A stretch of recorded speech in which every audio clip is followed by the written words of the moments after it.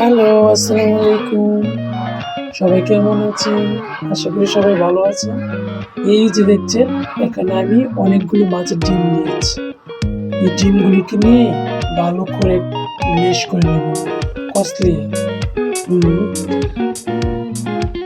এই যে আমি মেশ করে নিয়েছি। এখন দিয়ে দেবো সিদ্ধ করা আলুগুলোকে। আলুগুলোকে ভালো করে হাত দিয়ে কষলিয়ে আঠালো ভাব করে নেব আরকি। ডিমগুলোর সঙ্গে ভালো করে মিক্স করে নিলাম। উম এই রেসিপিটা ডিমের রেসিপিটা অনেক অত্যন্ত মজার এবং সুস্বাদু। তাই আপনাদের সঙ্গে শেয়ার করলাম।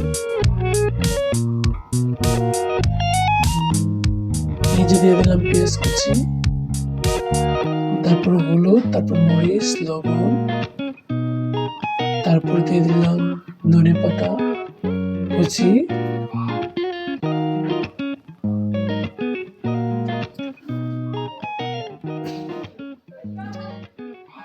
দুই টুকরো লেবু দিয়ে দিলাম, লেবুর রস দিয়ে দিলাম যাতে মাছের যে ডিমের গন্ধটা সেটা না লাগে।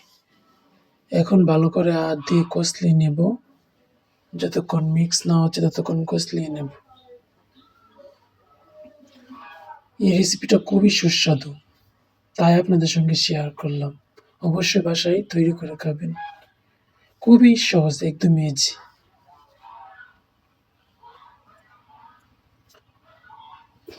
কেন অযথা ডিমগুলো ফেলে দেন?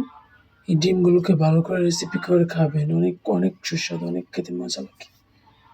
খুবই মজা, খুবই মজা। বানিয়ে না খেলে আপনারা বুঝবেন না। এই তো একটা কড়াই বসিয়ে দিলাম। হালকা একটু গরম হয়ে এসেছে। তারপর ডিমগুলোকে সুন্দর করে শিপ করে গোল গোল করে নিলাম। আপনাদের যা যা ইচ্ছা এরকম শেপ দেবেন আর কি। দিয়ে দিলাম যে কটা লোয়ে করার মধ্যে সেই কটা দিয়ে দিলাম। আমি একদম গোল গোল করে দিয়ে রিংয়ের মতো করে নিলাম।